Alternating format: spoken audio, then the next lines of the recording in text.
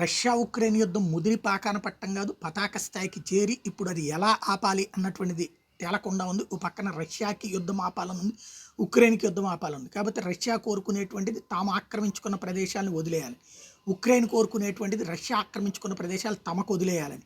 యుద్ధం ఆపుకోవడానికి ఇద్దరు సిద్ధంగా ఉన్నారు, కానీ మధ్యవర్తిత్వం ఎవరు చేయాలన్న దగ్గరే సమస్య. కాకపోతే రోజు రెచ్చగొట్టుడు చర్యలు అయితే సాగుతూ ఉన్నాయి. A massive blaze engulfed the export terminal of Novatsk, Russia's second largest natural gas producer.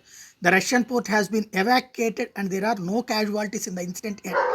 Firefighters are working to bring the fire at the commercial Baltic Sea port of UST Loga under control.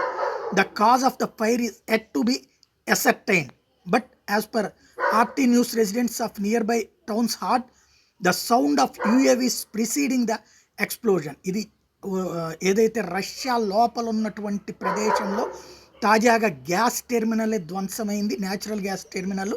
దానికి అక్కడికి డ్రోన్ల ద్వారా ఈ దాడికి పాల్పడ్డారన్నది స్థానికులు చెప్తున్నారు. ఇంకా Ukraine మేము అని క్లెయిమ్ చేసుకోలేదు.